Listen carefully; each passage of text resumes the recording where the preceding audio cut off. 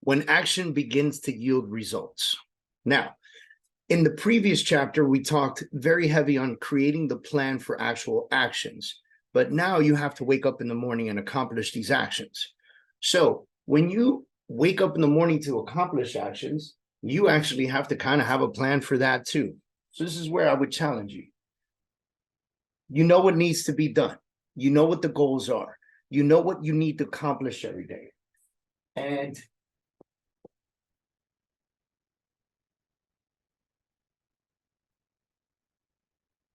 you have your schedule. Okay, that's all that fits here. So that's what I'm going with. And you have your times on your calendar. Okay. And wherever you start, could be 5 a.m. And you could go hard until 10 p.m. or maybe you have a cutoff at 6 p.m. All right. Whatever your life requires, whatever your life desires. It's now your job to fill in these gaps with the tasks necessary to complete the goals that you desire. And you came up with all of that as pulling your numbers, knowing where things need to go, knowing the accomplishments that you need to have. Imagine knowing how many calls you need to make today in order to create how many conversations are necessary, in order to create how many clients you require to have how many closings you need for the week.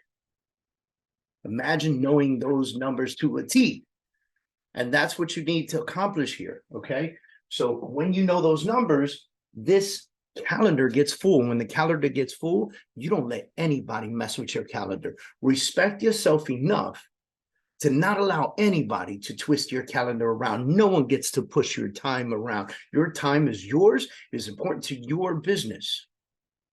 If you had a regular 9 to 5 and you called in and said, sorry, somebody needs me somewhere else, I'm not going to be able to make it today, you ain't getting paid. Shoot, you might not have a job with that excuse. So why would you disrespect your schedule in accordance with?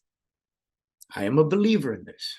And once you start really respecting your schedule and you have what I call non-negotiables on your timeline, which is times that nobody can mess with, then you're going to be accomplishing every day the tasks that you require to achieve the goals that you want. And you'll begin to see the actions that you take yield results. And the next thing that happens is you get to understand those results. So you're going to understand the task, the action required, the results, what the return on investment is, and the return on time, or the ROT. You know the tasks, you accomplish the tasks by taking action. You measure your results on a monthly basis and do a quarterly analysis, right? Measure your results to understand your return on investment and your return on time. What is return on investment? Return on investment is simple. It is, I've put this much money into this particular situation, and this particular situation has yielded X amount of results that equate to X amount of return on investment or return of money back to me. And if I have a good return on investment, it means that I've invested X amount of dollars and I've turned that into X amount more dollars than what I originally invested. 3 times the amount, 4 times the amount that I invested. I invest $100, I get $400 back.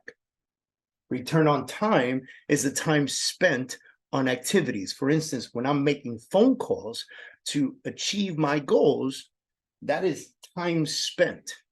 So I look at that. If I've spent 2 hours doing it, do I need to spend 3 hours doing it? Do I need to spend the same 2 hours doing it, but doing it better?